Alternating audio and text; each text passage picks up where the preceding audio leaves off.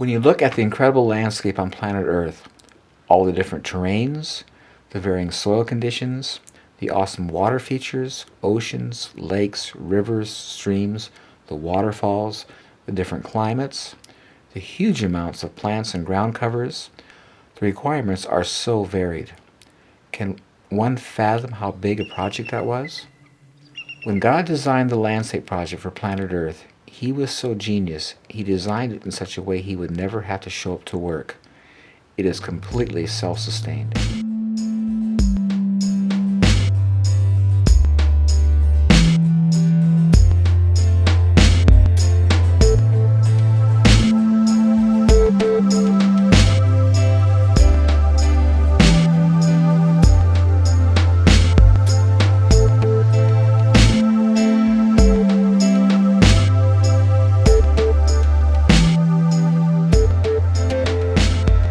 My name is Paul Gautschi, and I was raised as a gardener. My parents grew all of our food in Los Angeles as I grew up, and I remember as a 5-year-old kid, my dad on Saturday morning waking us up and saying, well, we got to head off into the to the horse stables and get some horse manure today. So we went down to a rental yard and got a trailer and went to the horse stables and loaded up manure and came home and spread it out in the garden and spaded it in. And as kids, we wore shovels out, spading in heavy clay ground, mixing soil and having a garden. It was wonderful growing up because every time we were hungry, we could go outside and pick fresh vegetables and fruit all the time. And just down in California, there's nothing you couldn't grow, so it was just, we had it all year long. So it was really great.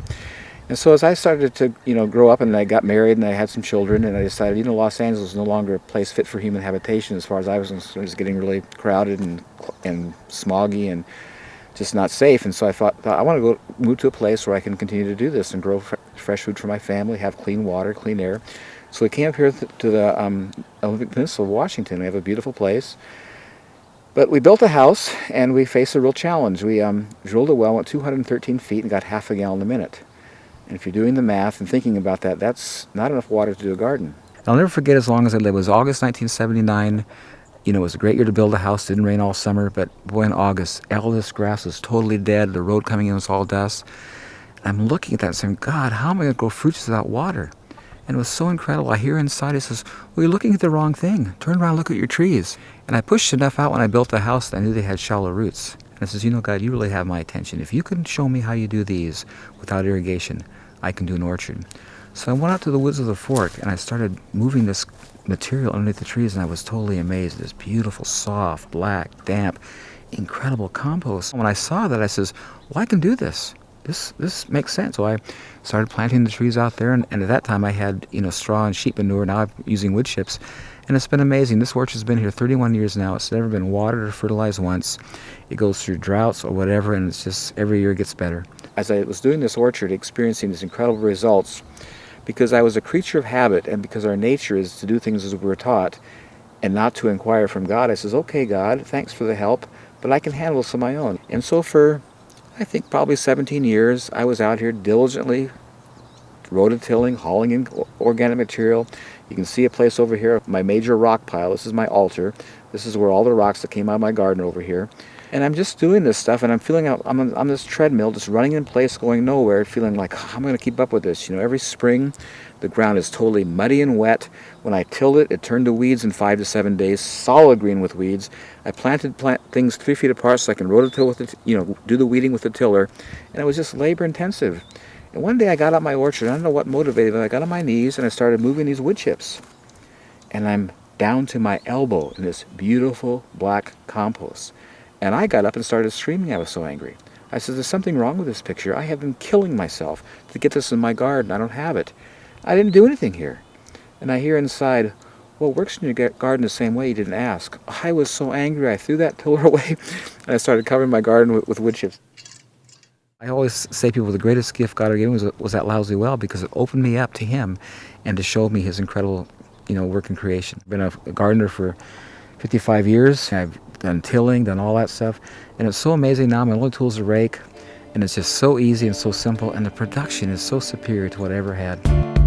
Ever wonder why you're working? Ever tire of researching? Oh, there's gotta be a better way. So you lift your hands up and pray. Father,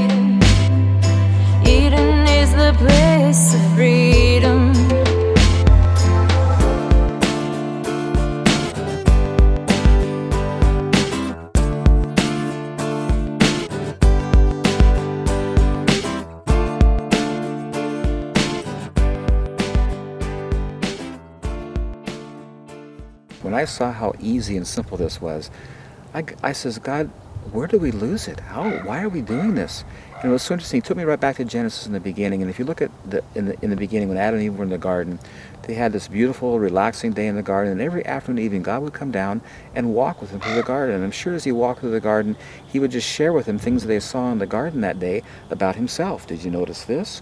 This is my character. This is all about me, kind of thing. And I'm sure they just had this incredible time, totally relaxed, no stress, every day.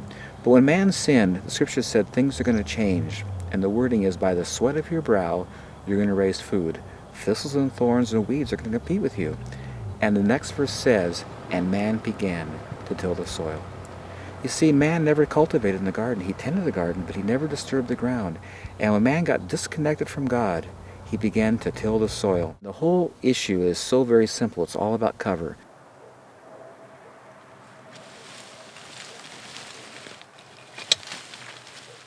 Nowhere in nature where man has not been do you ever see exposed dirt.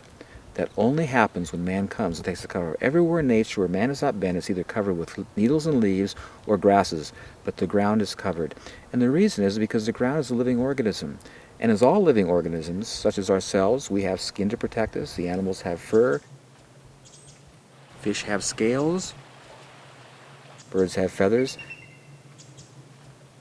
And the soil is a living organism. And God has designed it and made it so it's always covered with something. And when you take the cover off, it becomes vulnerable and it gets lost. And this is the thing that amazes me about us as intelligent human beings, how we don't see it, because we've been experiencing it for thousands of years in a negative way. We're all around us, all through creation. Everything's just growing beautifully with no work. And we work hard to fail. When we came to the Midwest here 200 years ago, there was 8 to 12 feet of beautiful topsoil. I mean, gorgeous stuff. And if you've ever flown across the Midwest, when you look down at the ground, it's almost scary. It's just parched, cracked, hard, totally desolate. Almost looks like desert. There's 8 inches of topsoil today because it's all blown and washed away, and they're still cultivating. This is not working, and we're losing topsoil. And topsoil in nature, it takes 100 years to build an inch of topsoil. I mean, it is criminal and incredibly devastating what we've done to the planet. The soil conservation people in the Midwest will tell you that it's okay to lose around 4 tons of soil per acre per year. I don't believe, I may be wrong, I don't believe that soil is forming at the rate of 4 tons per acre per year. When the soil erodes, the organic matter erodes and all the nutrients that were in the soil erode, and that's just gone. It's just a resource that isn't there anymore. I found that if I try to help nature at any level, I mess it up. My approach now is just to look what it does and it says, talk to me. Show me what you're doing because I want to copy it because it does it the best. I have 2 properties that I'm doing this on. This one here, the ground is clay and rock. It would be impossible to farm. It would be considered from the agricultural point of view as marginal soil. The other place I have is 80% rock, totally gravel pit. You couldn't possibly till it. You couldn't possibly cultivate it. And in both of those places, I'm experiencing the most incredible, beautiful gardens. I love that scripture where it says, as we behold the Lord, we're being changed from glory to glory. And I find that anything that comes in contact with God gets changed, including clay and rock and rock. It's just so awesome to take people and take them back and show them my incredible ground. You can't even break with a pick and walk on this stuff. It's totally buoyant. Everything's just growing great, And I didn't do anything. I just put the cover down and God does it all. Whatever organic, natural thing you have at your disposal, it will work. And I've used everything from straw, grass clippings, leaves, animal manures, rocks. But having used them all, I come back to wood chips and I see where it's been for a while and what it's done. It is my favorite. It just is the nicest thing to use. First of all, when I speak of wood chips, I want to delineate between wood chips and other things that people put in the same category, such as bark or shavings or sawdust. Wood chips, when I say wood chips, I'm referring to branches that have been chipped. Branches of the trees, which is about 90% needles and leaves, that have gone through a chipper or a tub grinder. You want to get it from the source, either a tree service or someplace who has a good amount of it, and because the bag's just too small and too expensive. If you live in an area where you have local tree services, people that are trimming trees or taking them down, I would just get in the phone book and look for those kind of people, and that would be a great source. In most cases, to them, it's something they've got to get rid of, and so they're looking for places to get rid of it, so it shouldn't be a problem. Just this whole area gets filled. Just pack it in tight. As much as you can bring, man. I'll use it.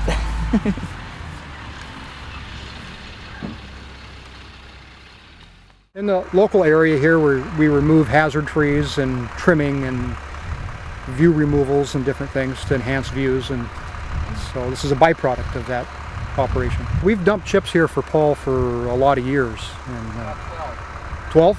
Okay, 12 years.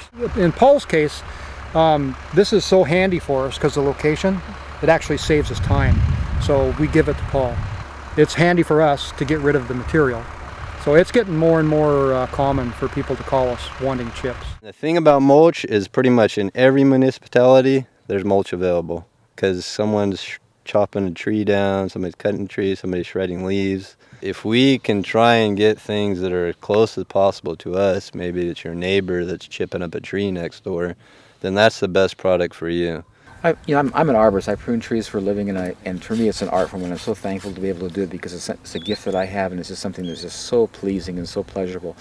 You know, it's interesting that the scripture talks about pruning. There in John 15, Jesus is saying that I am the vine and you are the branches. And my Father is the husbandman. He's the one who maintains and cares for it all. And it goes on to say that he prunes the trees for what purpose? So they'll bear more fruit. And I love these things about God because they're so much bigger than I. When I try to figure that out, it makes no sense. If I'm cutting a tree, taking branches off, it would make sense to me from a mathematical point of view. I'm reducing its capacity to bear fruit. But God's saying he prunes so it'll bear more fruit. And it's just this incredible, beautiful illustration of God, how his whole principle is it's in giving you receive. And so with the tree, when you're taking stuff out of it and it's giving of itself, that process develops it and strengthens it and encourages it to produce more fruit. And in my experience, I totally see it. People will come to my orchard here, this time of year, and you can't even walk through it. And they'll come after I prune it in January, and they says, "What happened to your trees? They're naked. I mean, what'd you do to them?" I says, "Well, come back in September. They'll be all touching, And I'm just basically, making room for them to fill in, and they just produce so heavily every year. And it's amazing how much comes out. But they come right back and produce tremendously. And I'm finding, I always tell people, if you want a tree to grow, the most stimulating thing you can do to it is cut it. Cutting it will way surpass fertilizing, watering, anything else. Nothing compares to the effect of pruning.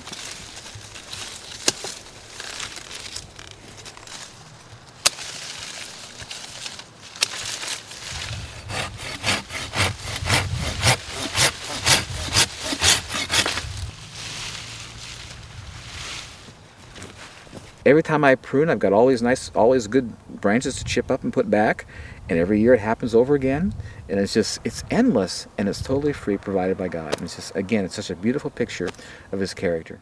My name's Steve Johnson. I run what's called the Lazy J Tree Farm. Most of the farm is in Christmas trees, fruit orchards, vegetable operation, and then the compost facility here. I only do yard waste through my facility. Normal yard waste that comes in, as long as you've got fairly good green coming in with the yard waste, has the right carbon nitrogen ratio to compost properly. I ran a chipper for years, and you have to pick up the material and put it into the chipper, and after a while it's just too much labor and energy for what you're getting out of it.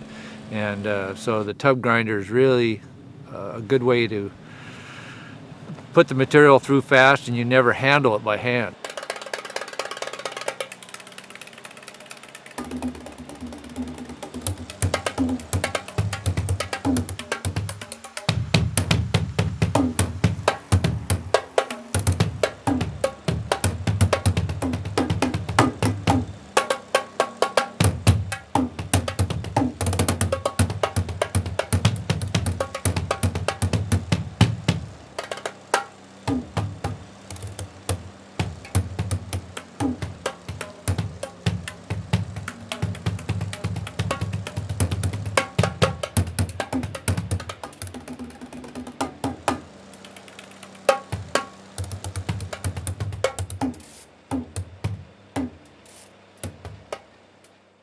It takes a lot of material to farm with it.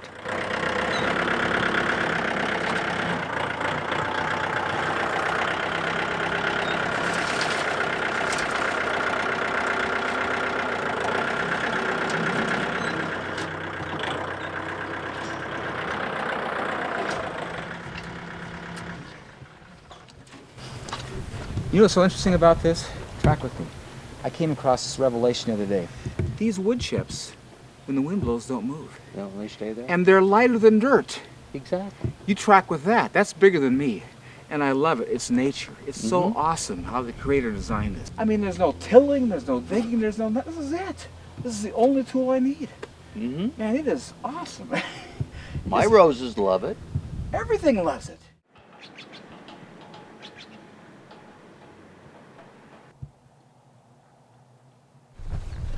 Well, I just went to the place where they make all this good compost and got a nice load of it. The last time I put this here was about 3 years ago. And I think with this application, it'll probably go maybe 4 or 5 years. I'm finding that this stuff is like compounding interest. It gains in time, and you have to put less and less down as time goes on. Look how the leaves, I just love the color of them, and just how succulent and healthy they are. There it is. There's 2 words I want you to think about when you come here. Sustainable permaculture.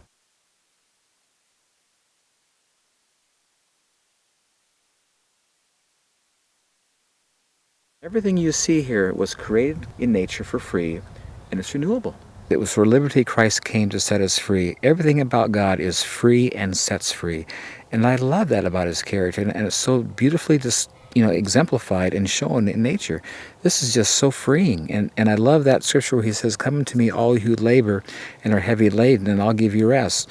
Now you have to ask the question, why do we labor? And why are we heavy laden? It's because of the fall. He says, "Take my yoke upon you." And what do we use the yoke for? That's what we attach the oxen or the animals to some device to cultivate the ground. And Jesus says, "I don't do things like you. Follow me around and learn from me. My yoke is easy and my burden is light." And in this incredible environment, in this thing that God has created, he shows his magnanimous, awesome, giving, generous nature. And it is so beautiful in comparison to the man approach of tilling and putting back, constantly being on a treadmill running, never getting on top of it. All these wood chips just sit here. I don't do a thing. Anytime I choose to plant, put a seed in, it totally thrives. If I don't use it, it just waits for me and develops, richer qualities. And in the meantime, it doesn't blow away, it doesn't turn to weeds, and it just stays. Where conversely, anything that I do, if I don't stay right on it, maintain it, I lose it, kind of thing. I'm a slave to it. And again, it's just this incredible quality of God of just setting us free. What I find quite interesting is that the issues we have in agriculture, and I'll just list them: soil preparation, fertilization, irrigation, weed control, pest issues, crop rotation, pH issues, none of those issues exist in nature. And what I'm finding at my place, none of them exist here either. And I feel just so thankful to be set free from that.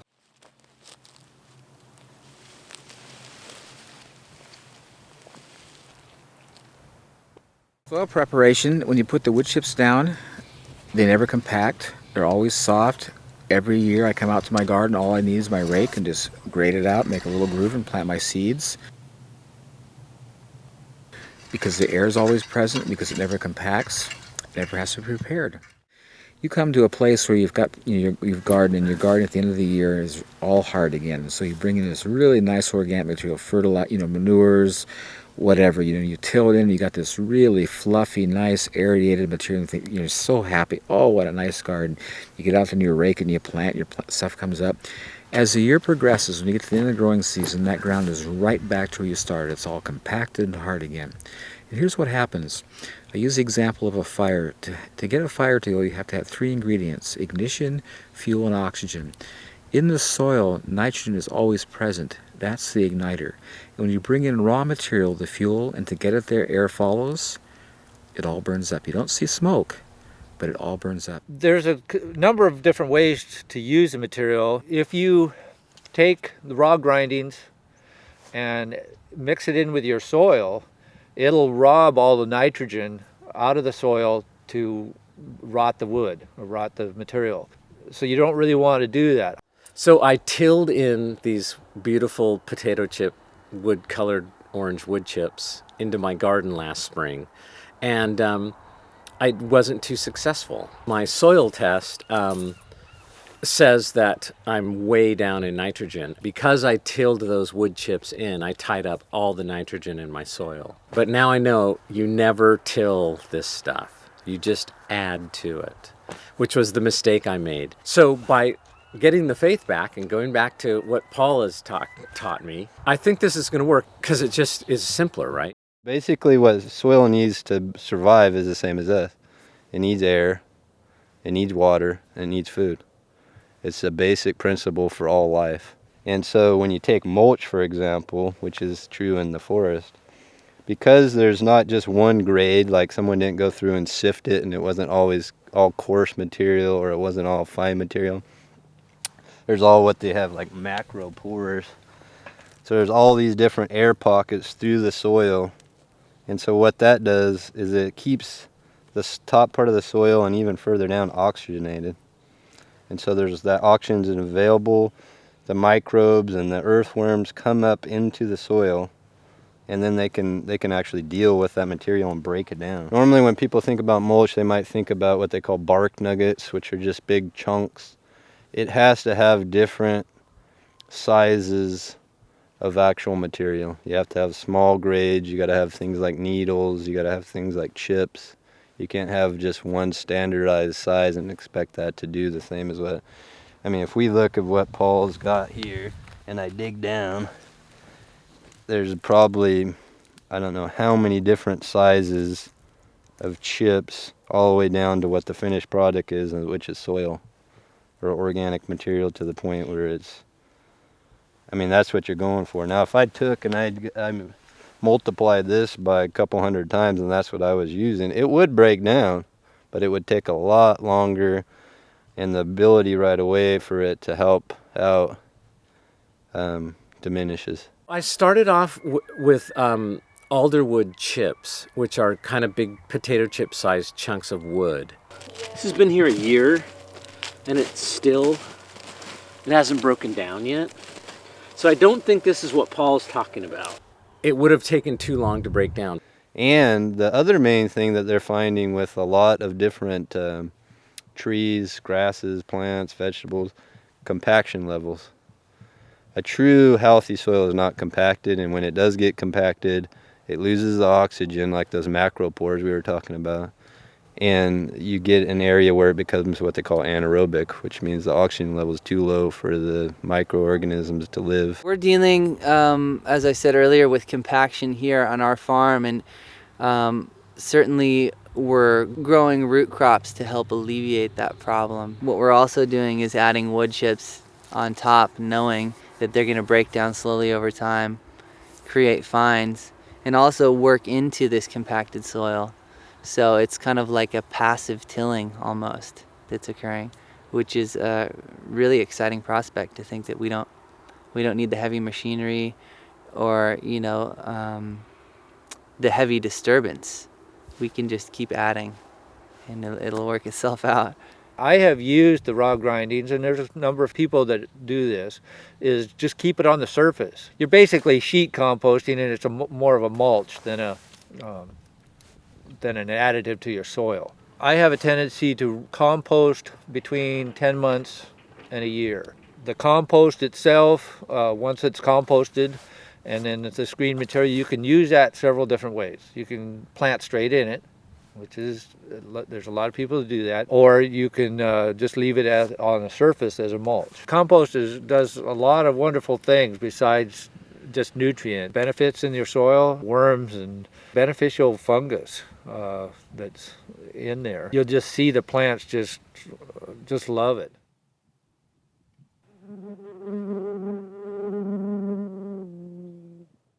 Fertilization, because of the compost material, every time it rains or you water, compost tea is being deposited into the soil, so you have a constant input of fertilization going on. Just not having a fertilized feature, to me, is just so amazing and such an incredible gift in this kind of stuff. And last year I had such an incredible experience, a real revelatory time. I had planted a row of spinach in the spring, and it came up really nice, and we enjoyed it. And I pulled it out and planted another one. It came up, the next one came up bigger and nicer than the one before. And then I was getting ready to pull it up, and one of my neighbors was talking about this black Spanish radish. It was so good, so I planted that for her. And that came up, and she couldn't believe the size and how beautiful that was. And I'm looking at this, and I'm just contemplating what's going on. And he says, now, God, talk to me. Every time I planted in the same row this year, each one was bigger and nicer than the one before, and I didn't fertilize. This is so opposite of what my experience is in gardening. Whenever I planted something, something was taken out, I had to put something back. And here I'm putting nothing back, and each planting is bigger and nicer than the one before, you know. And I hear him say to me, it was so incredible, in Romans 1, he says, the invisible attributes of God are clearly seen by the things he's made, so that no one has any excuse not to know God. And so I just started taking it in and says, God, what invisible attribute are you showing me here? He took me to Philippians where it says, and my God shall supply all your need, not from his riches, but according to his riches in Christ Jesus. And what he's saying there is that when he gives, he makes no deduction. He makes no withdrawal. He is the same. And he says this compost is illustrating that quality of my character. It gives, and it gives, and it gives. And there's no withdrawal. There's no negative. It just continually gives. And that's who I am. These leaves are falling down, and the idea is they're feeding the soil back. So they're done. So at this state, the chlorophyll is going out of them because they're going dormant. They're going to drop these leaves that still have nutrients, and the reason they're changing color is that green chlorophyll is gone, the pigment. They drop down in, and they're feeding that soil, and they're mulching it by their own. I mean, we're not coming over here and taking the leaves off and mulching below them. And if we go over here, or we go out in the forest, they're doing the same thing. So, I mean, they've been developed over these eons to do it, and so, I mean, why question it? Obviously, that's what wants to happen. And when you go out, and someone might say, well, that's not true with grasses. You go out into a grass field, let's say the prairie of the Midwest, there was grasses that were over my head, but underneath it was mulch from the grass. You know what I mean? It wasn't just green living grass with nothing out. There was mulch, all those blades of grass that had broken down fed the grass. There's nobody that goes out there and fertilizes that.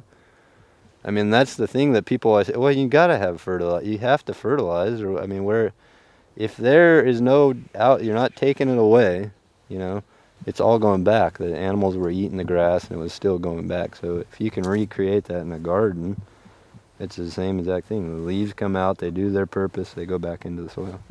It's really simplistic, and sometimes the most simplistic things are what people don't like to accept as being the answer. Whenever you buy fertilizers, there'll be three numbers or three things that they're analyzing in the fertilizer. It's nitrogen, phosphorus, and potassium. Nitrogen is what gives the green, the good vigorous growth. The phosphorus is what creates the budding and the flowers and the fruit production. And the potassium is what gives hardiness and health and strength to resist disease. And all those things are important to be in the soil for the health of the plant. Chemical fertilizers, even though they have the numbers that say they're adequate in these features, do not have minerals. And so the plants that are growing without minerals don't have those in them, so they don't have the nutrient qualities that plants that grow in organic soil do. The minerals simply aren't there in the soil anymore. And so it'll take up what it can get, but it isn't there to be gotten. And so you end up with a fruit or a vegetable or whatever it is that simply isn't as nutritious as it once was when we had more fertile soils.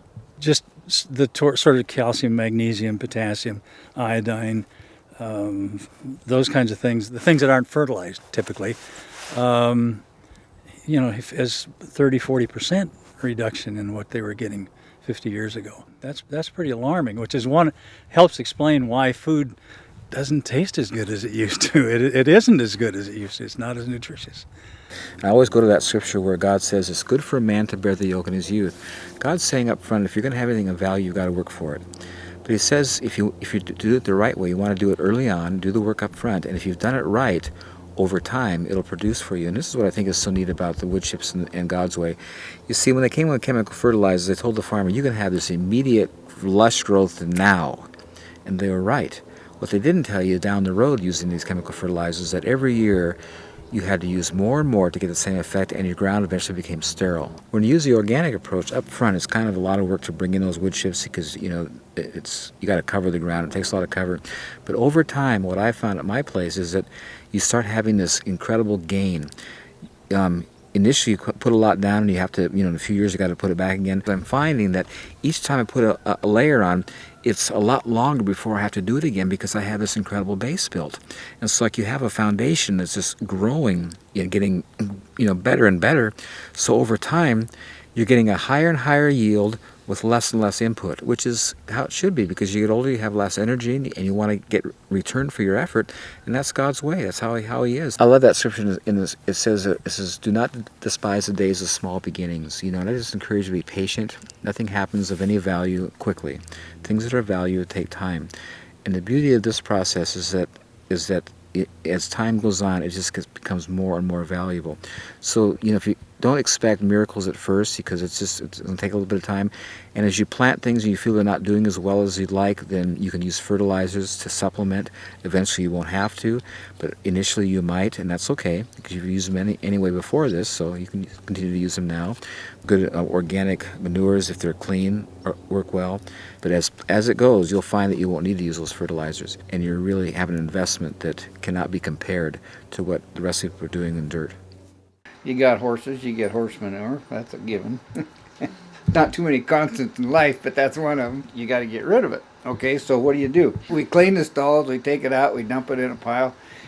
People want to use it for mulch. It has to be kind of a superior product. So what we do is we feed Eastern Western hay. It's professionally grown, and there's no weeds in it.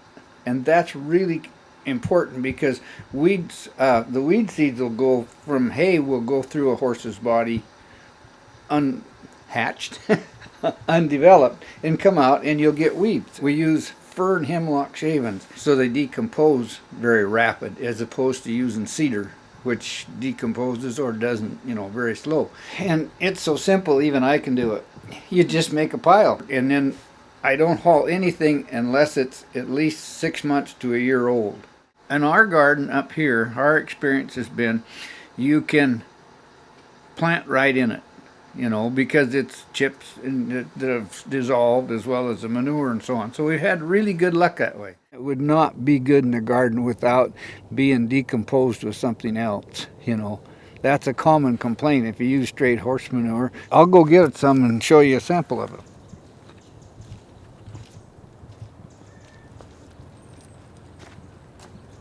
You can see how there's no manure in there. It's all decomposed. And this is gradually decomposing also the same way. And as you use it, you'll notice that each year the soil gets better, Especially if you, like Paul was saying, where you put down a ground up wood chips type thing and then cover with it. It makes a sustainable program. It's a recyclable thing, and then of course the vegetables or the flowers or whatever you have grow. They die for winter. You put more on. It's a circle type thing. Yeah, and it makes you feel kind of good, because ecologically it's pretty darn sound, Our culture is so wasteful, and so most people think, well, get rid of this wood chip stuff, get rid of it. You cut stuff in your yard and stuff. One of the things that you probably know about Paul now is that any waste out of his garden goes over into the chicken coop or into the chicken pen.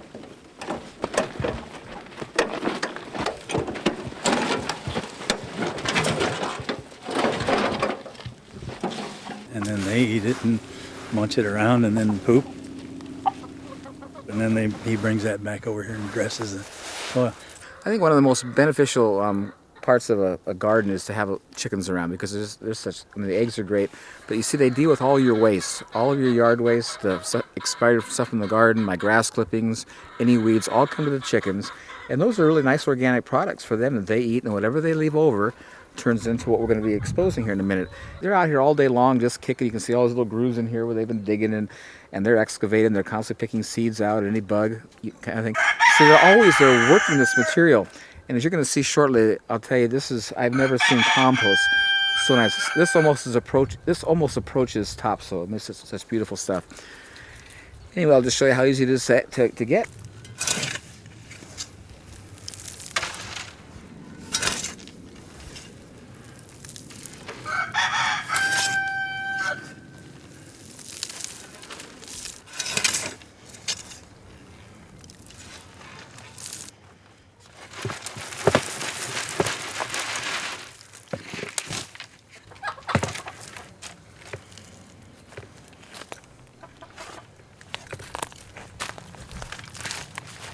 You can just See what beautiful stuff this is. I mean, look at this stuff. It just won't compact.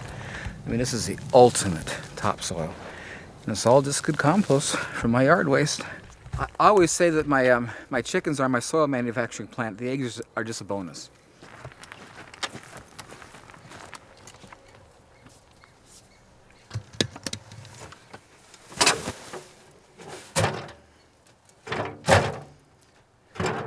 Look at this beautiful fine stuff.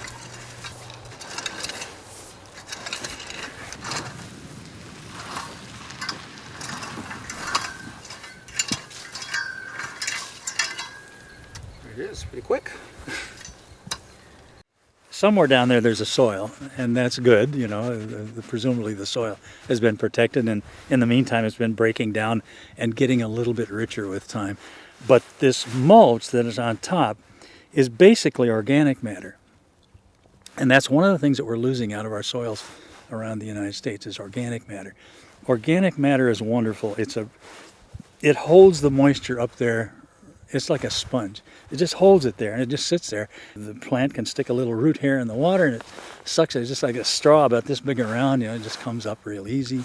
And plus being in contact with that organic matter, it's got plenty of minerals, plenty of nutrients, lots of nitrogen and all that sort of thing. It's quite interesting. People always ask me, well, what are your soils like if they tested this? I said, well, I've never tested it. I've already seen where I came from. It's getting so much better that I've just been really happy with my results. I think this is really neat. They did a soil testing and we were actually able to see that all this stuff, I mean, the soil completely is over the top as far as, you know, nitrogen, phosphorus, and potassium, which is what the plants have always indicated. But it's just nice to see that scientifically this, you know, meets the criteria. It's what it looks like. Every year in the same place I get a higher and better yield because the compost is being deposited into the soil via rain and water as a compost tea, and it's just like the soil is the bank, and it's a real descriptive of like compounding interest. Just gets better and better and better, and the beauty is I do nothing. Irrigation, well, the rain does great as it does everything out there. Nature does everything with rain, and so it is here. Now in the summertime when I'm planting seeds out in my garden because it's dry on top, I'll water initially to get them up. But once they're up, I stop watering.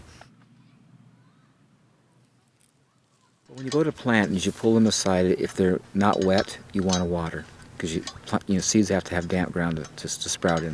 And so this, you know, whatever state it's in when you go to plant will indicate whether you need to water or not. Irrigation is a big issue these days, especially with places where there's not much water or places when there's too much. Although we're in Washington, the evergreen state, you know, it's known for having lots of water. Here in the rain shadow of the Olympic Mountains, we're getting about 16 to 18 inches of rain a year, which is very dry.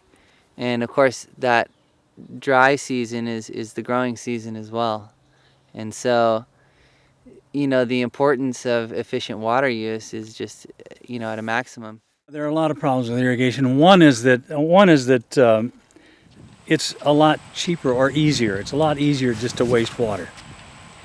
Spray the water through the air or dump too much water on the ground and it'll infiltrate and it'll sort of disappear, and so you're not bothered by it.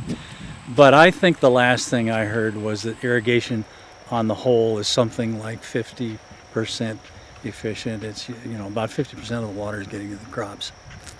And now that water's getting scarce and we're running out of water in a number of places around the world, we're actually the North China Plain, for example, lots and lots of those farmers are going out of business every year. The idea that we can use wood chips and reduce our water use by 95 to 99% is just really exciting. That's something that my friend Paul has proven over the years, and something that we're doing here as well now. Even in the short time, we've certainly seen water holding capacity and growth attributable to, you know, the fact that we've heavily mulched, you know, a lot of our plants. And you see how it's damp down in here, and see these tomatoes have never been watered and won't be watered all summer. You can drive a truck on it, it won't compact, and it just gets better and better and better. Here, have some of these tomatoes. They're starting to get ripe. This is what I get so blessed by. Look at this. Look how damp this is. And this is August. And it's going to stay this way. This will never dry out. And this is why I don't have to water. Where in dirt, you won't experience this. It's going to be compacted on top. You dig down, it's dry. But look at this beautiful material. You know, and I find it's quite interesting in my experience. I have a place here that I have a pond, and I plant my potatoes down there because they like to be watered. And I find that things around there grow so much better than they do when I water from the top. And I'm realizing that in the beginning, before the flood came, there was no rain. Everything was water with water coming up from the ground as a mist. And that is the ideal way to water. It's the ideal. And I think in Psalms it talks about a tree that's planted by the rivers of water that brings forth its fruits in its season. Its leaf also shall not wither, and whatever it does shall prosper. You ever go along riverbeds or stream beds, you'll see the plants alongside the trees are just huge and lush and just gorgeous. And that's the ideal way to water, is to have sub-irrigation water coming up underneath. And I think it's so interesting, in nature, the ground, it maintains and holds that water, so it's always there. It's always available to plants on a continuous basis because of the capacity to hold it, And watering from the top is so counterproductive in a garden situation because that's just, not as effective as, sub-irrigation or material that holds water, so you can just live off the rain. The rainwater is a superior water. Groundwater never compares to the benefit of good rainwater. And if you've ever done a garden, you see after it rains, everything just grows great. Nothing like when you water it. So if you can live on that, that's the best. You'll find with wood chips the incredible advantages. There's no sponge that'll hold water like wood chips. I'm amazed at the water it holds. And for example, we live in a place where just 70 miles down the road there's a rainforest. It gets 15 feet, I'm not saying inches, 15 feet of rainwater a year. And when you walk in the woods, the forest there's no water under your feet. It's not spongy, it's not damp, it's damp, but it's not soggy. And it's amazing, those wood chips totally absorb that kind of water quantity. And the other thing that's amazing about wood chips is when there's not enough, like it's like now if you look at my grass out in the front there, it's all brown, but in the wood chips in my orchard, it maintains the moisture. And here's the incredible thing about God and His design. When there's too much water, the wood chips displace it, and when there's not enough, it retains it. And at that point, I'd have to check out because that's too big for me. The idea is with something like what Paul's got going here, is you're creating a layer over the soil that can act as almost like a blanket for the soil so that the moisture level in the soil is staying up to the levels it should be. If this was blank and there was no mulch, 9 out of 10 there's a lot of runoff. I mean, there's water, just normal rain is taking any nutrients that are above and either leaching them away or leaching them down into the soil. Where this mulch, when the rain's hitting it, it's stopping right there. It's slowly working into the soil. The microbes and everything, the bacteria, the earthworms, everything that's living under that is protected. And then they are slowly decomposing that mulch down into the soil, which is the food for the plants. Water is such an important thing. We couldn't live without it, and I think it's quite interesting the ratio and how it is on the earth. 75% of the earth is water. Our bodies are 75% water, and what I'm finding in my produce and fruit, it's 75% water. And I'm seeing a real connection here and a real balance. And what's interesting in plants that are growing in dirt that are irrigated with water, they don't have that water content. And I've discovered the reason is that we see in dirt, because it's compacted and hard, roots can't develop like they would like to, and so they're pretty compacted and not very spread out. But in this environment where there's so much air in the ground and it's so porous, the roots just spread everywhere. And because you have this very large root system, it's able to take up all this water. I've always said that the amount of water in the ground has nothing to do with what's going into the plant. Because you could have, heavy clay ground, which is what I have here, and I could be watering all day long, and it's not going to go in the plant because the ground's so compacted, there's no root system. But in this stuff, because the ground is so porous, I don't need to water at all because the roots are everywhere. Drawing such a wide area, they're taking up such a huge amount of water, so it doesn't matter about how much water is in the ground, it's because of their capacity to take up. And that's what's so key, and that's what I just find just such a pleasure. Anything I pick, you break it off or you bite it, and just juice and water just flows out of it, And that's how it's supposed to be. That's really the design. And it's just so important for us to be hydrated with our food and to be getting enough water. And like I say, the stuff you buy in the store, it just doesn't have that water content. Oh, this fennel is like, I can't even describe it. Isn't it awesome? It explodes in your mouth. It's amazing. But everything, you see all the water in that? it's all about roots. You know, you got to water 2-3 times a week, depending on what the temperature is, what your soil is, and sometimes more if you have sandy soil. And Paul never waters. Never waters. It's, you know, it's you go out there and it just blows your mind. Just blows your mind. You see, because the compost holds the water so well in the ground, I don't need to irrigate. And because I'm not irrigating, it just stays totally weed-free, because when the weed seeds blows in on top of these dry wood chips on the top, they can't germinate. And the other nice feature is when you go to pick vegetables, it's not muddy. It's not got dirt all over. It's totally clean because I wasn't watering. And when you walk on it, it's nice and dry. There's no mud. It's just such an incredible benefit not having to irrigate continuously.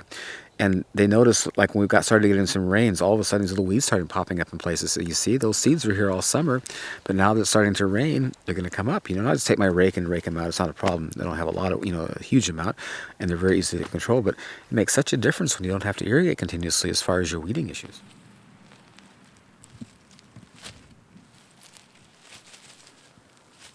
Weeds? Well, I have weeds. Weeds always happen, but because the ground is so soft and nice, I can just take my rake and just drag the rake through, and it uproots all the weeds.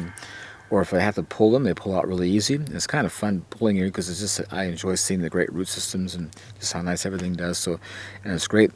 I call them salad green for my chickens because they just love it. It's just good organic greens. So weeds aren't a problem. Where in other soils, when it's got compacted, you got to really work to get those roots out. This stuff, they just come right out, so it's much, much easier. Weeds, I didn't say the weeds come up really good too. If you have weeds, it's easy to weed. Easy to weed, Easy right. to pull the weeds in this once you have a lot of this material. It's super easy to pull these things out. It makes your weeding a whole lot easier than what you're used to.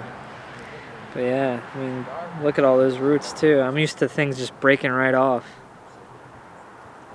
It's amazing. Revolutionize weeding your garden.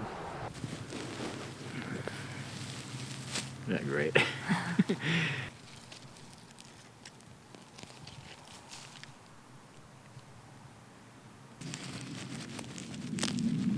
Look at that good old root. So it just makes it such a difference when I used to get down and have to pull weeds, and you have to get a tool to get underneath to get the root because they break off. The blade goes straight down next to the dandelion, and then I just simply pull back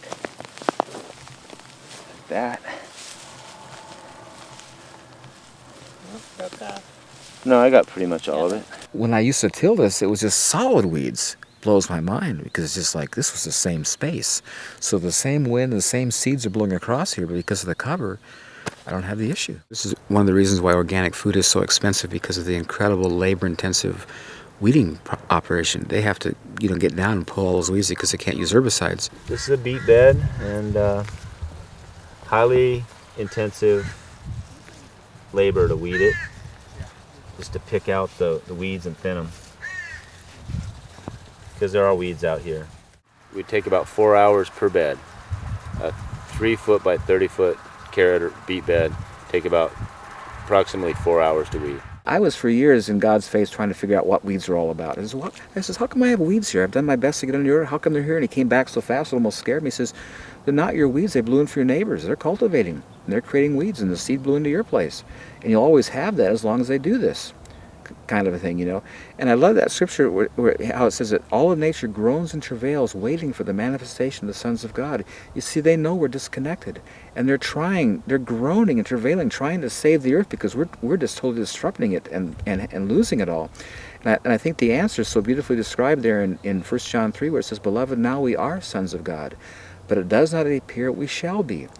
But we know that when he appears, we shall be like him, for we shall see him as he is. And everyone who has this hope in himself purifies himself as he is pure." I think that's so key, because nature is waiting for that day when we'll be all like Jesus. We'll get reconnected with God and be taking care of the earth as he intended us to.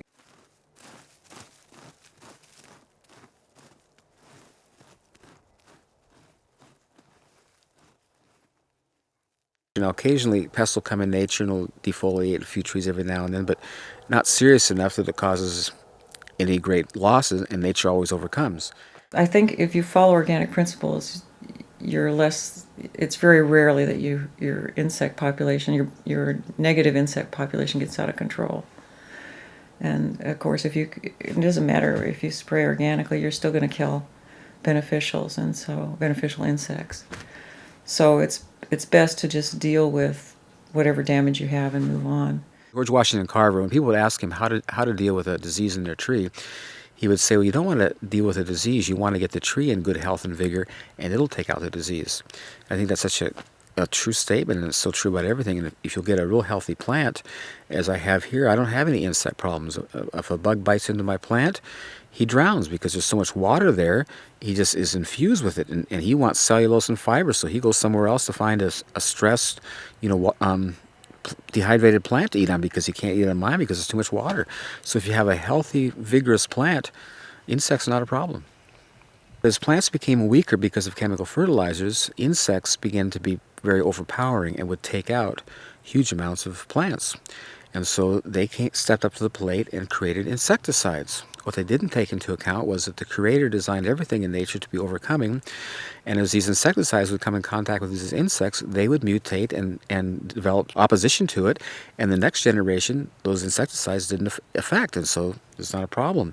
So they have to keep improving and strengthening the insecticides. Well, what's that has progressed to today is that the insecticides are so powerful, so potent, they're killing the plants. And so what they've done to solve that problem is now they're using genetically modified organisms where they're changing the DNA of the plant and putting the insecticide into the plant. And I don't know if you're following this, but this is not going to end. And if you just, it amazes me how people, think these days, if something is in a plant that's going to kill insects, it certainly can't be beneficial for my body. We have to decide if it's acceptable to take any one piece of the puzzle out and it'll work. Like GMO crops, that's my perfect analogy for that. You can't take a DNA strand and start pulling pieces out and putting in different chromosomes and expect for that to achieve just one thing. Oh, it's just going to make it resistant to Roundup. Well, guess what? When you do that, it changed something on the other side. It's like a bubble. Pressing in the bubble, it distorts somewhere else. So down the road, and so I guess what I'm going back to is we have to keep thinking of a holistic approach on any of this. You can't just take one piece out and think it's going to be okay. And the mulching idea is just adding something back. Several years ago, I read an article that really got my attention. In Japan, the typical consumer would go to the store, the produce market, and pay 30 to 50% more for vegetables with bug bites. And their rationale was that this food is safe to eat. The stuff without bug bites is so poisonous the bug wouldn't eat it. And they're right. This is what's so pathetic about our culture. We're so cosmetically oriented. We see a little bug bite, a little wilt. Oh, don't touch that. That's not good. We want this really pretty, good-looking stuff. But we don't realize that those things are all part of nature. They happen, and you can cut around it or you can get rid of it. But, to be so put off by a bug bite and then to create food that's so poisonous that the bugs won't eat, and then you eat it, is not very smart, not very good for our health. My name is Edith, and I think living here in Sequim now for 22 years. This is the most beautiful place so far because you have always that fresh air. Sequim, and then the mild winter. Of course, the mild winter is also bringing along all the little pests that bother us, but Paul has found through the mulching, you have much less problems with the insects. Well, the thing about pesticides is that, whenever you use a pesticide, whether it's organic or inorganic, you're killing good insects as well as bad. For instance, when you have aphids, ladybugs come in right after to control them. And so my feeling is I don't want to kill them, I don't want to kill bees, and so I'll just live with the pests, for that period of time, and it's not a problem. Crop rotation. If you look at nature, plants go to seed and the seeds fall on the ground, and they do it every year, decade after decade, century after century, and there's not a problem. But when you cultivate and you have exposed ground, you've got to move crops around because you'll have disease issues and problems, I think I've got the classic example down here at my pond area where it's a nice, good, low, wet spot. I've been growing potatoes now 16 years in a row in the same place, and they come out nice and clean every year. Today we're going to harvest some potatoes, and that's one of my favorite fun things to do because it's such a pleasant, surface to be on. The potatoes come out so clean and nice, and it's just fun, And as I'm harvesting, I'll also plant, and my harvesting and planting is all done at the same time, and it makes it so simple and easy. This is wood shavings and horse manure mixed together, And it's just, guys, let's just look down in here as you dig. Just how beautiful it gets. It's just, oh, this is, I don't, you know, if any farmer or gardener would recognize it, this is like ultimate gold. This is the most beautiful stuff you could ever have. Look at just how soft with my hands I can move it. And it's just never compacts. It's totally just the best. See, now this was last year's seed. See how it's hollowed all inside. See how much, you know, different that looks than that. You know. That was a seed I planted last year. And if you know anything about growing potatoes, if you grow potatoes in dirt, if you don't rotate them, after several years they'll get scabby, and that scab will increase to where you can't even use the potato. These get so bad. But my potatoes down at the pond, the girls were here harvesting, they're all clean and beautiful, no scab. And I love it. It just makes it so convenient.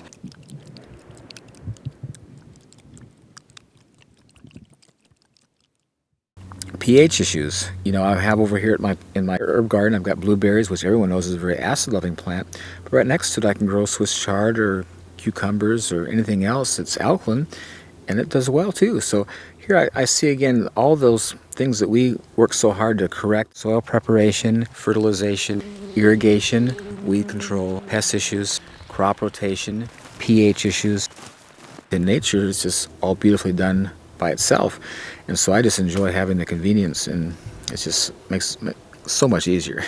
Well, the reason people don't grow their own food, because if it's done traditionally, it's just a lot of hard work. I mean, you become a slave. I always tell people, when you do a garden, if you don't stay on top of it, it turns to weeds and you lose it. It's something that requires all your undivided attention, so it's very labor intensive. And people don't have the time or the energy or the desire to be so tied into something, because it's just such a big... Where this is just so opposite. You know, it makes it so simple. This is why I so want to get this out, because in the past it's been so hard and so counterproductive and negative, where this is just so awesome.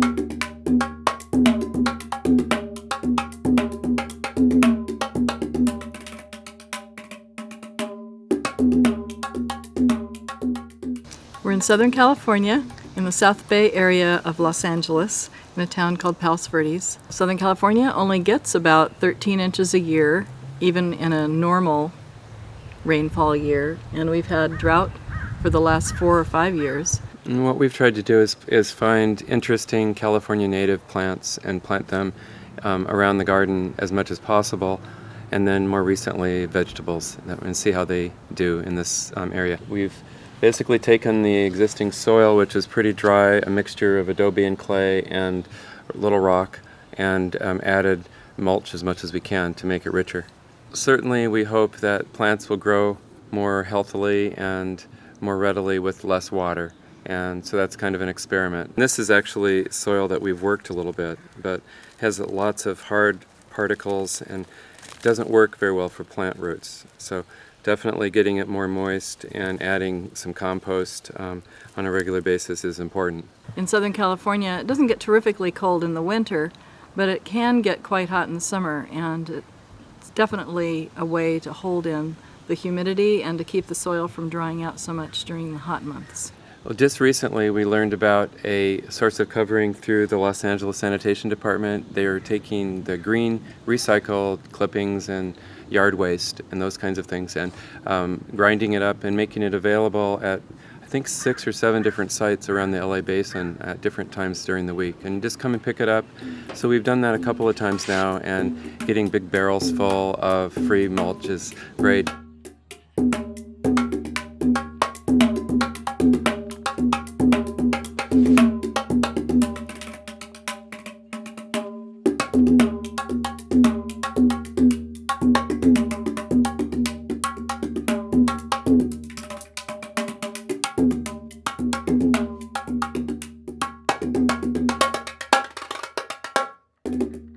We're just adding it to the garden in different places. Once we got our plants, we used both seeds and seedlings in 4-inch pots.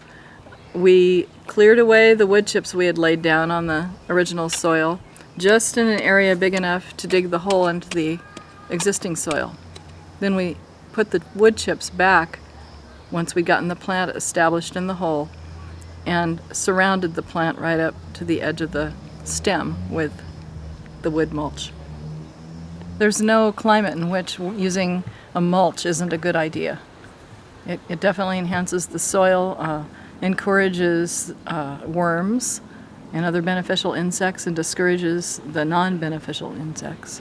Yeah, we've been pleased with the growth of worms in our garden. We have lots more worms just in the last 6 months because we've been also working on getting our own compost going, and that's like a worm farm, so it's great to add those to the soil.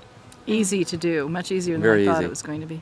I work with middle school students, and it's a really good compliment to me to go out and just kind of work with plants and be quiet and enjoy watching them grow. Certainly, I feel that most of my students have never had the experience of planting a tree or a plant, and they're very disconnected. So I think that's part of the key, and the kind of food that most of the middle school students I see eat is heavily processed without much nutritional value. So I feel that schools and communities need to look at that seriously as a health problem, as a lifestyle problem, and deal with it certainly through garden projects. That's one way, so that people can potentially create a small garden. If nothing else, it's meditative and kind of a deep satisfaction knowing you've grown some of your own food. But there's a long-term need for that. And Ron was right, the connection to the earth business is just completely lost. Mm-hmm. Yeah, it's pretty sad. It's important to re-establish. Definitely need to get back to the Garden of Eden.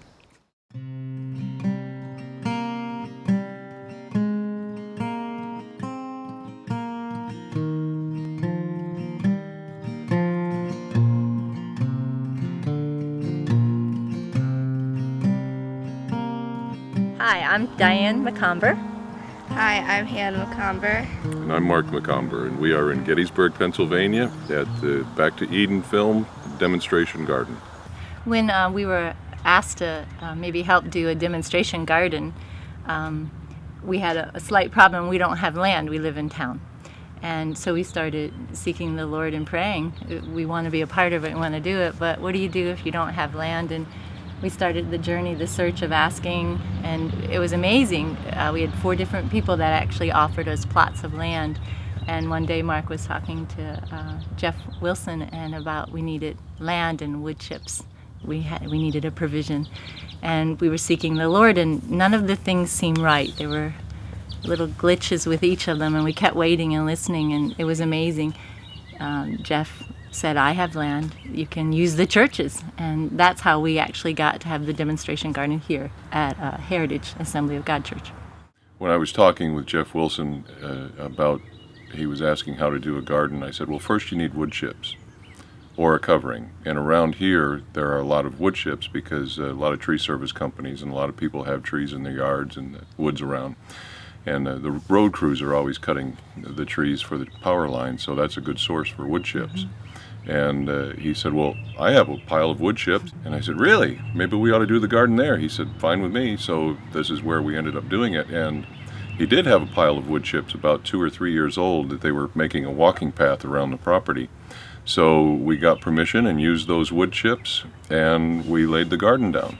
Getting more wood chips has been a little bit difficult because the tree service companies, they're more than happy to deliver them if it's convenient for them. And it just so happens that here, this site is on the way home of a tree service company. So if he's got chips, doesn't have another place that wants them, if the homeowners don't want them, then they drop them off here. To lay the garden down, the first thing is to go through and dig out all the thistles, and we found even dandelions and goldenrod and things like grapevine can be a problem. So if you have those things, to dig them out is very helpful. And then find a source for some newspaper. And we found a source for free newspaper at the local rescue mission. Gave us all the newspaper that we needed, an abundance of newspaper, and we laid it out. And we're blessed in that it's wetland down there, and everything just laid down, and that was to kill all the weeds and the grass that was growing underneath. And the newspaper, we put it down about 2 to 4 layers thick, and it seems like it really needs to be 3 or 4 layers thick. And where there wasn't newspaper, there were weeds. There were weeds coming through. And the beauty of it too, when we laid the newspaper down, Grandma and Grandpa were here, and Hannah was here, and Sarah and Dana. It became a whole community family thing. It was of laughter and fun. We got the newspaper down, and while somebody held it, somebody else would take a wheelbarrow full or back the truck around and just take a fork or a shovel and sprinkle it on the wood chips until we could get the wood chips on there heavy enough. And once the light film was on of wood chips, then we could put the covering on, 4 to 6 inches deep. The first year is really best. Beyond that, it's going to make it difficult for your plants to grow. For not being gardeners, our first garden's kind of rather big. It's 100 foot by 40 feet. And again, the Lord just provided a provision for us. My brother owns a, what's it called? Front end loader. Front end loader. And he came and he really helped us a lot. Thanks, Steve.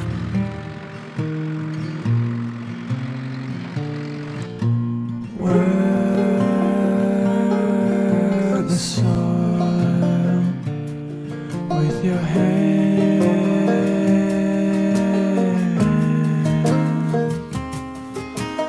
Work the soil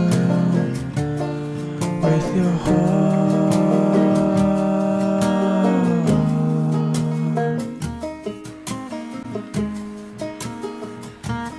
And when Steve started to dig into them with a front end loader, then the steam just rose. It was like a cool morning with the steam coming off a meadow or lake, and it was really nice. It was beautiful. Shift my eyes to the sky, where I know my hope will be found. Thank you. The soil with your hand.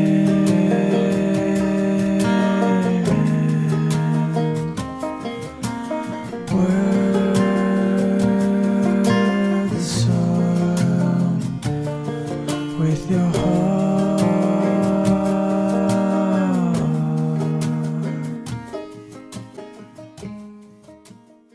We were really blessed again because all of our seeds were donated to us from Washington State, and that was an amazing gift. In October, a box came from Washington. Paul had given some potatoes for seed, and Justin had given us a bag full, 4 types, I think, of garlic, and we immediately, in the fall, planted the potatoes and the garlic.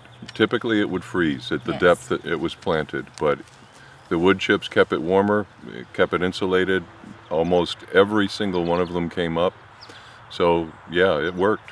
When we were planting the garden and while things were germinating and coming up, it was so exciting to see these plants come up, because it's like we are going to have a garden full. We're going to have a produce department full of harvest. Else, yes. Yeah, we're going to give vegetables all over the community. And as time went on, it was a little bit discouraging because things came up and then they stopped growing. And I didn't know why. So that's when I put the fertilizer on. And they grew a little bit more, but then they stopped growing and actually went to seed. And the reason for that was because we were growing in the wood chips instead of in the soil underneath. And we can tell in the places in our garden where the plants, the roots actually got into the soil versus stayed in the wood chips. Because where they got into the soil, the plants did remarkably better.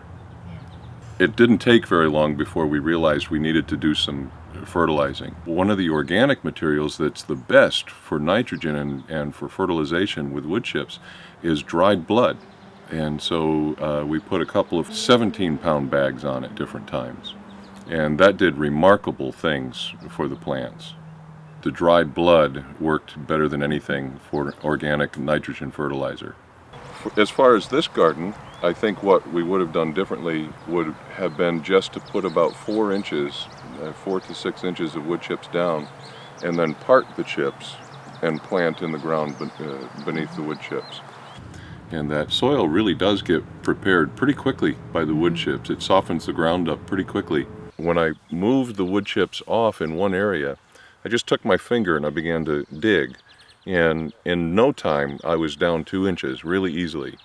And then in the yard, just off the wood chips, I started to try to dig, and I was, really stressing my finger to even break the grass, let alone break the soil. So it really does make a big difference. We have a friend that offered, they have half an acre between their house and the neighbor's house that it's just empty. There's nothing on it at all. All they do is mow it.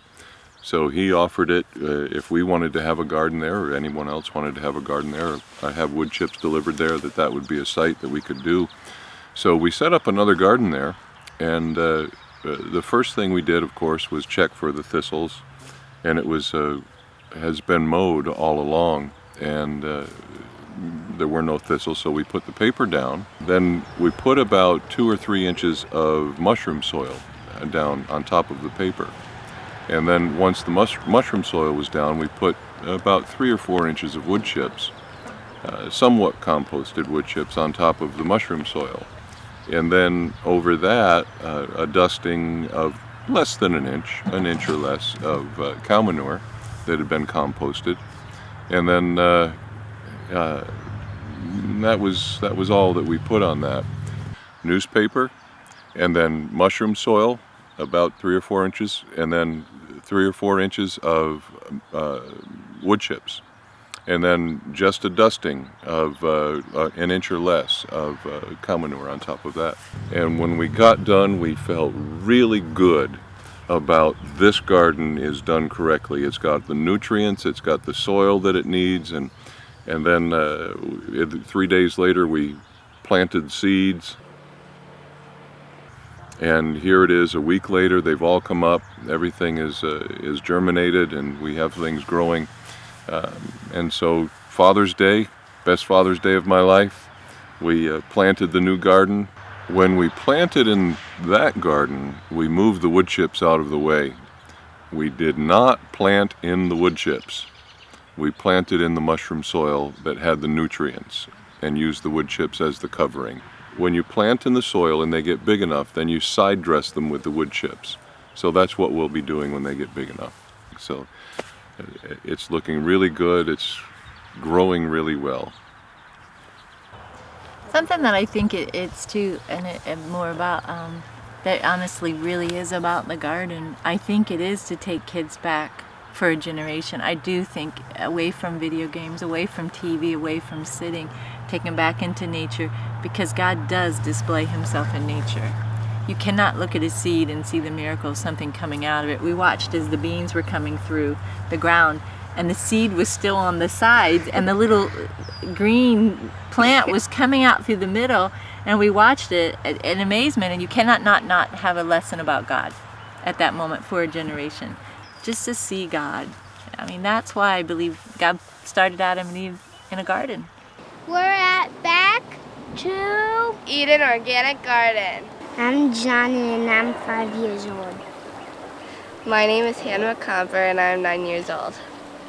I'm Natalie and I'm 7 years old. And we are the Kids Garden Patrol. We've learned that ladybugs they eat other bugs and they're good for gardens. Whoa. What did you find? Ladybug. What's your favorite bug? Ladybugs. Why is ladybugs your favorite bug? I don't know. Because what do they do in the garden? They eat the other bugs. Whoa! There she goes. And these are bad for gardens. They eat the leaves. Why do they eat the plants? Because they're hungry, I guess. Get off of there. There's a fat one. What I like about this garden is that whenever you're weeding, it's very easy to weed. All you have to do is just pull it out, and it usually just comes out, all the roots and everything. And we have friends where they had a garden, and it wasn't with wood chips or anything, and they tilled the soil and stuff, and it was really hard to pull their weeds out. You hardly could pull them out at all. And I think that's cool that I can pull the weeds out really easily. I wish that all children could learn how to do a garden and teach their children when they get older. I like coming to the garden. I like coming to the garden too. I like coming to the garden as well. We like doing it together. Bye! I think that for the future, I mean, absolutely, the health benefits of eating what comes out of the garden is going to be immeasurable. But also, I think that times aren't going to get easier, they're going to get harder. And I really feel like the Lord has released this now worldwide, wood chip gardening, in order to be able to provide for people that don't have the ability to do traditional gardening. They don't have the equipment, maybe they don't have the space, they don't have the understanding of how to do traditional gardening. And you can just lay down some wood chips this year, and if it turns out that it's 10 years down the road that you need to be able to grow your own food, like in the days of the Great Depression, then your garden is ready. And I really feel like that's a major aspect of the Lord releasing this at this time. He's released it in enough time for people to get things ready that they need to get ready. Don't have to be in a panic about it, but to be intentional about it and to do it. Some of the spiritual lessons I think that we learned from doing the garden, or at least that I learned, was that God always speaks to you in the garden. It's amazing, the dialogue. And also being patient. The garden, I think, just teaches that amazingly. And to trust the Lord in the fullness of time. The fullness of time He brings forth His glory, His beauty. Fun lessons like the seeds, to trust, even when you're planting them. One of the first dialogues I felt like the Lord had with me with the seeds was that they might not all germinate, but you still plant and just trust Him. There was beauty in that for me, with even just the spiritual connection with that, was we live our lives. We just plant, and He does the rest. I think one of the main things that I've learned from the garden was that, we really did receive a seed from the Lord about wood chip gardening, the covering, and was very excited about it, and then wanted to just move on it quickly, and having to have patience to wait on His timing as to where it's going to be, how it's going to be, and then things coming up. He plants the seeds, but the things come forth in His time, and He's put the seed in us with this, and things have come forth only in His time. You can't force it. And every time have tried to make something happen, like getting wood chips or getting a vehicle or equipment to move the wood chips, it's just you have to wait on the Lord, because it's His time, and He made such an emphasis over that it became so clear that if you're working too hard, you've stepped out of His rest. So just let Him do it. He puts the seed, it'll come forth.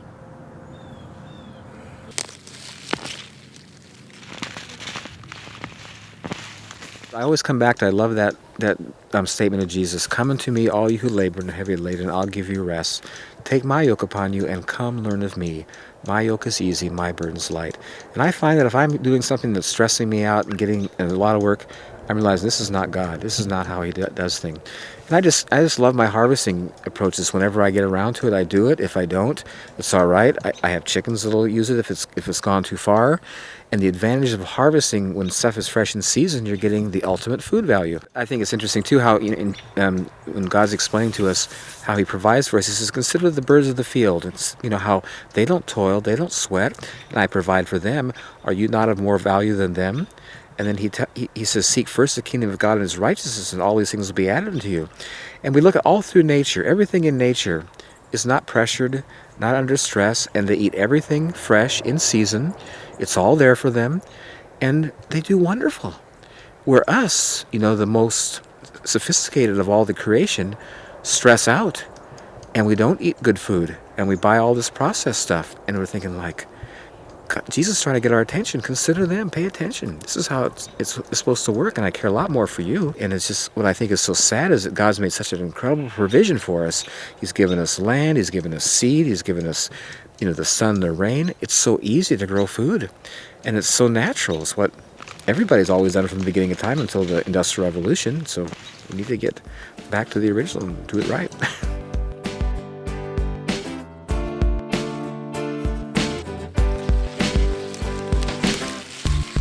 Ever wonder what's this longing whispering at your heart, for the thing that you were meant for, but you don't know where to start? Father, can you hear me?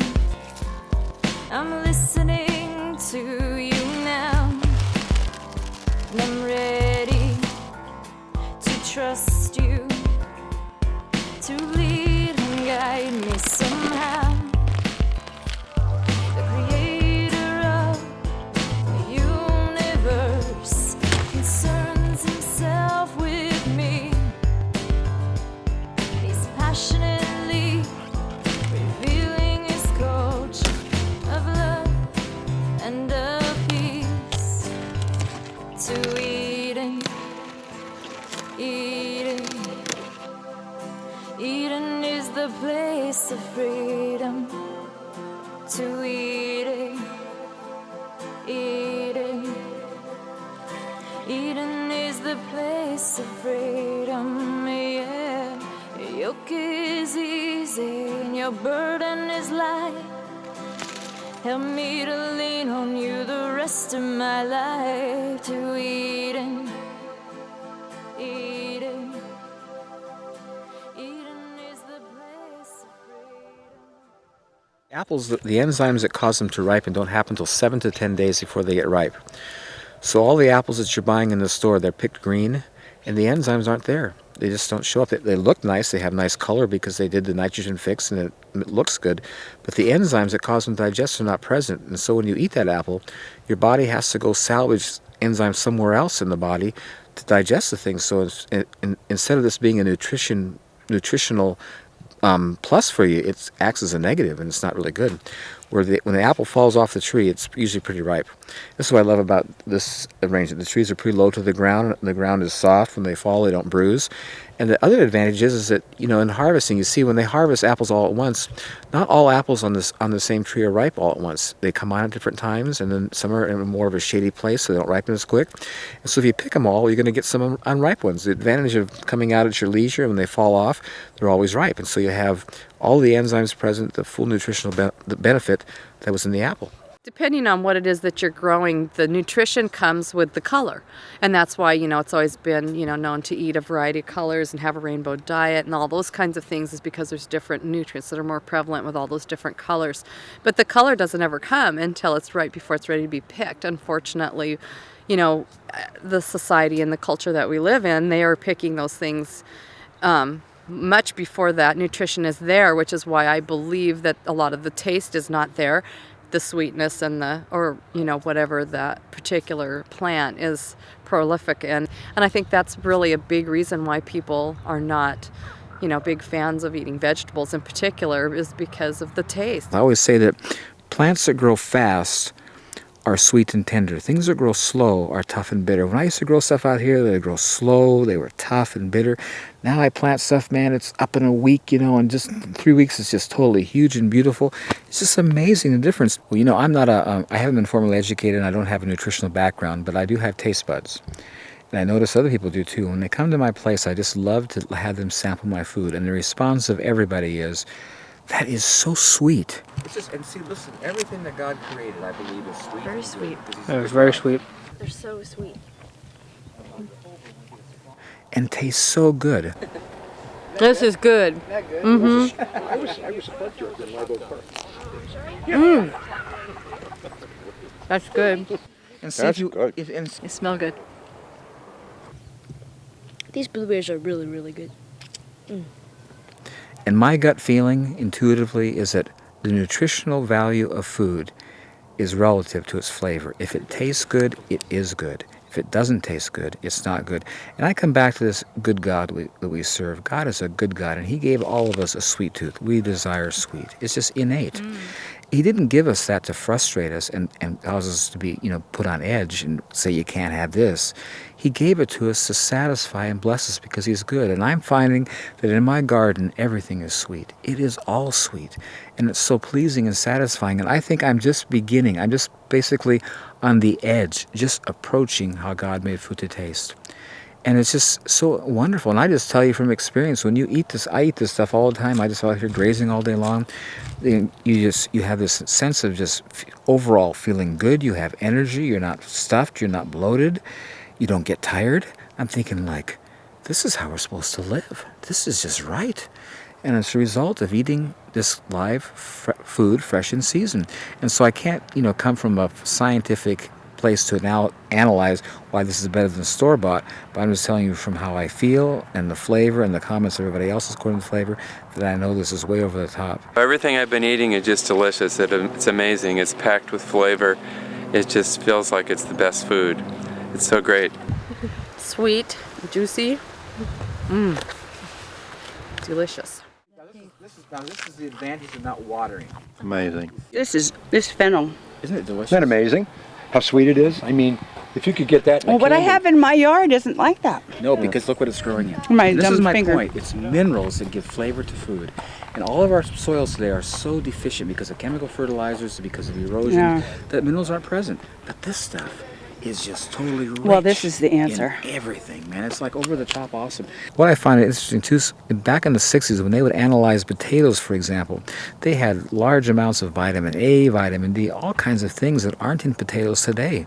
And it's because the soil back then had minerals, micronutrients, things that God created, which aren't in soils today because they're just fed chemicals. And the organic material is not going back in, and so the soil is deplete from all these wonderful things, and so the food is. And we wonder today, you know, why we have all these autoimmune diseases and things that weren't even here 50 years ago. It's not because our bodies forgot how to heal. It's because our food is not good. We're not getting proper nutrition. And basically today, people are taking supplements because they're malnutrition. They're not getting it in their food. And God created all this food for our bodies. I love Genesis, the first chapter, and I love the way it starts.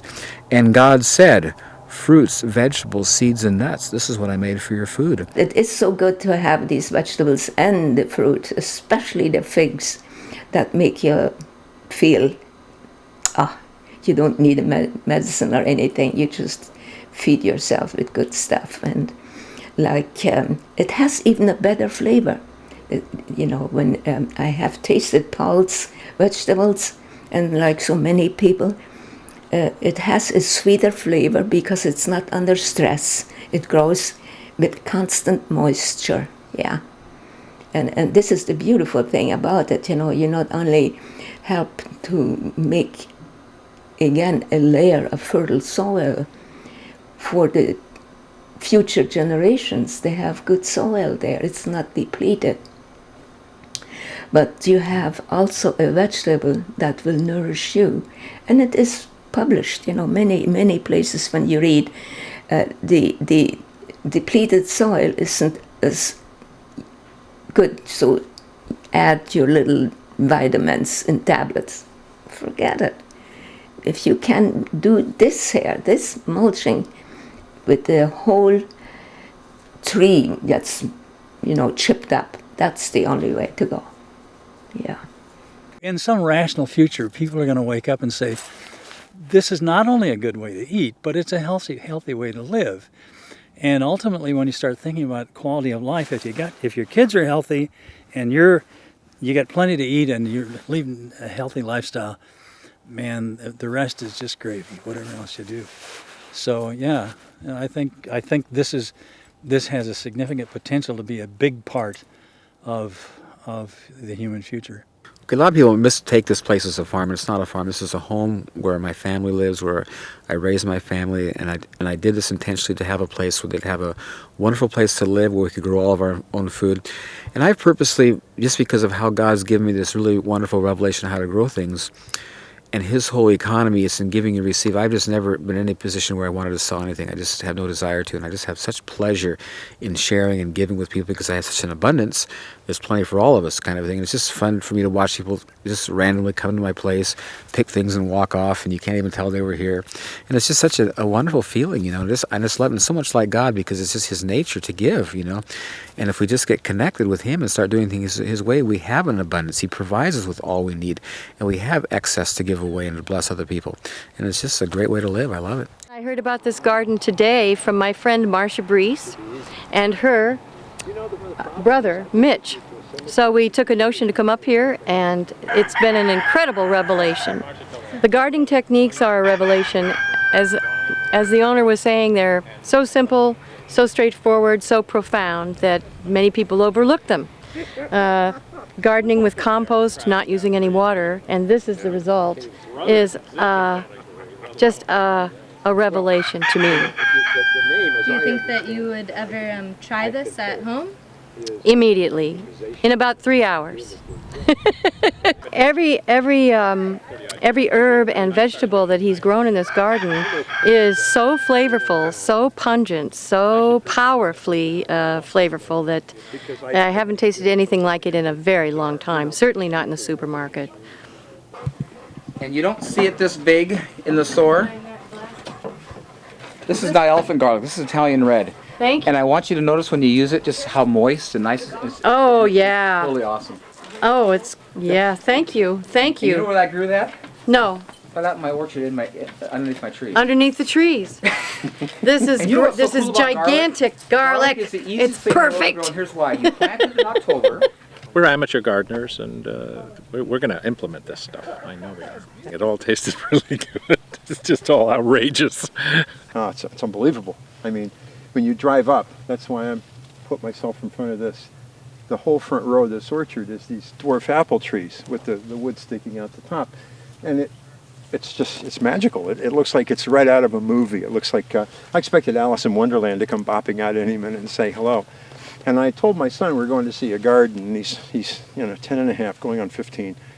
And like, oh, do we have to do that? And he just came up to me a little bit ago and he said, I'm glad we're here. Even he thinks it's cool. If it passes the test with him, it's okay. I've had, let's see, I've had a carrot, and I've had some cilantro, and probably the most shocking thing was the anise. It's literally sweet at the end of the stem. The stem's good, which normally would be very tight, and at the end it's like eating a piece of candy. It's sweet. It's amazing. So he's turned me into a believer. When I was studying sustainability, I was looking at what is it that would make a human ecosystem really sustainable. And Paul has another, besides his farming techniques, Paul has another quality that really is ultimately the ultimate sustainable value. And that is he has a big heart, and he's generous, and he's helpful, and he's helping his neighbors out, and anybody that comes in here, help yourself. And that's the sort of attitude, if you really want a sustainable human culture, that's the kind of attitude that we really ought to be spreading. If the human species is ever going to be sustainable, it's going to be because of people like Paul. Not necessarily because of how he farms, but because of his heart. Paul is an incredible individual. I mean, the things that he has been through and what he does and his knowledge about the garden is just absolutely incredible. And he's sent me quite a few people that have used our products, and he not only that, he's very honest. You know, I mean, when he talks to people, it's from his heart. It really is, and that's one thing I've always admired about him. Mm-hmm. I just think he's incredibly giving in his knowledge, and I love the way that he presents it. You know, I tend to be a very low-key teacher, instructor, whatever it is I am with the community garden, and I kind of feel like I go, rah, rah, rah, rah, you know, and don't have the volume and the enthusiasm behind what I say that Paul does. And he's just such a gift to all of us who meet him. He truly is, because of that enthusiasm. It's just wonderful. I would say Paul's evangelical in both definitions of the word, in terms of his religion and in terms of his expressiveness about what he believes. Both of those things. He's an evangelist, a garden evangelist. God is so there for us. He so wants relationship. I always thought God put man in the garden for his health's sake, you know, get fresh food because it's close kind of thing. But it's way more than that. It's about relationship. And when you're out in creation, if you're just semi-paying attention, you're hearing and seeing God. I love, you know, Psalm 19, the heavens declare the glory of God, and the earth shows his handiwork. Day and day utters speech, and night and night showeth knowledge, and there is no speech or language that voice is not heard. And I love it. When I'm outside here, I just am amazed at the things God shows me. And the thing that I discovered about God is that he's a lot like us. If you look in Genesis 1, or in the beginning when he created us, he said, let us make man in our own image after our own likeness. And many of you who are artists, you know how natural it is for you to want to share your art with people, because you're just really, you know that it's good and you're proud of it and you want to show it to people. Well, God is the ultimate artist. He's the master artist, and he's very proud of his artwork, and he likes to talk about it. And I find when I ask him questions about nature, he just is right there. Yeah, and let me tell you this, and let me show you this. It's just awesome. What I find so interesting about God's creation is so in line with the Word of God, because he's the author of both, and the creation and the Word are saying the same thing. They're revealing the beautiful nature of God and showing his handiwork, and they're totally synonymous. And I love it, because whenever I'm hearing from him, the Holy Spirit always brings scripture that verifies and validates what he's saying, and I know who I'm hearing from. I love the scripture. You know, Jeremiah says, call unto me and I will answer you and show you great and mighty things you don't know. And then the verse in Proverbs, I think, is just so helpful. It says, trust in the Lord with your whole heart. And he helps us to remember where our heart is. It's not here.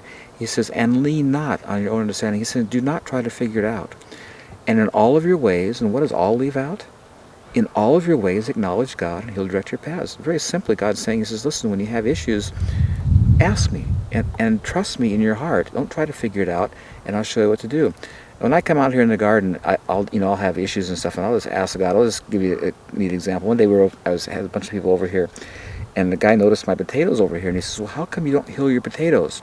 In a typical garden or farm where you have potatoes, because as potatoes grow, they expand and they'll come to the surface, and when they surface, the light will hit them and turn them green and makes them toxic. So the farmers have to keep hilling up dirt to keep them covered, I looked at my potatoes, and this is, well, the first answer that comes to mind is I don't need to, but I'm not sure why. So when I'll go in tonight and I'll ask my mentor and I'll get back with you. So I go in the house and says, now God, how come I don't have to heal my potatoes? And it was just so beautiful. It was like He took me underground and showed me a potato develop. He says, watch this potato, because the ground below it's compacted and it can't move down. As it expands, because dirt is heavy, it falls off the potato and the potato comes to the surface. And for that reason, they have to keep hilling dirt over it to keep it covered. But in your wood chips, because they're light and they're totally intermeshed together, when the potato expands, the wood chips just lift. And I looked at that, and I love his responses. And remember, I told you I did this so I wouldn't have to show up to work. Healing potatoes is work. And I just started laughing. Yes, God, you're so awesome. I always tell people when they question, whether this will work someplace, or it may work for you in a small place, but you couldn't do it on a big scale. I says, or they have questions that they can't fathom. I says, you know what the issue is here. You haven't taken into account an omnipotent, omniscient, omnipresent God who holds all things together by the word of His power. That's awesome. When you take that into account, there's no issues, and He's demonstrated. This is what I love. All through creation, it's demonstrated. It's not like this is hard to do. He's showing us in everything in creation how beautifully He does it, because of His incredible, all-powerful, all-knowing, totally all-present capability. And I love that word. He holds everything together by the word of His power. Awesome God.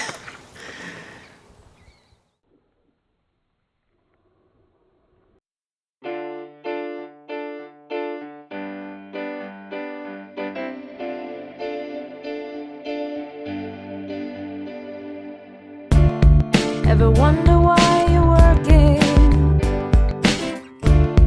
Ever tire of researching? Oh, there's gotta be a better way. So you lift your hands up and pray. Father, can you hear me? I'm listening to you now. I'm ready to trust you, to lead and guide me somehow. The creator of the universe concerns himself with me. He's passionately revealing his culture of love and of peace to Eden. Eden is the place of freedom. To Eden. Eden is the place of freedom.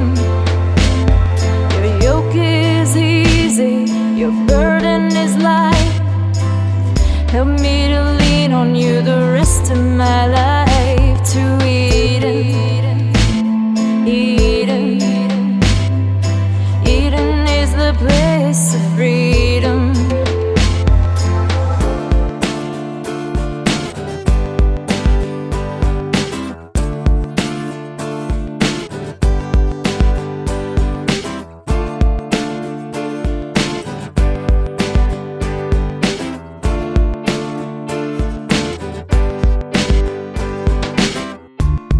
Ever wonder what's this longing whispering at your heart for the thing that you were meant for,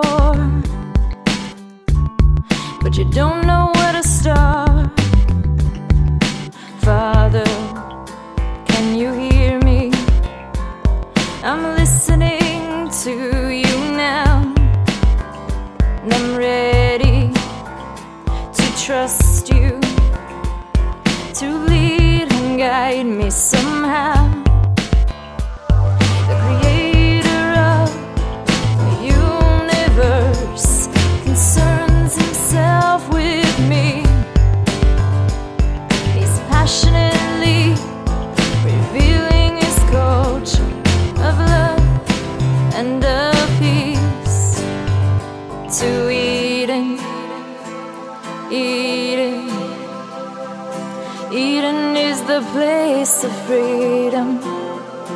To Eden, Eden, Eden is the place of freedom, yeah. Your yoke is easy and your burden is light. Help me to lean on you the rest of my life. To Eden, Eden.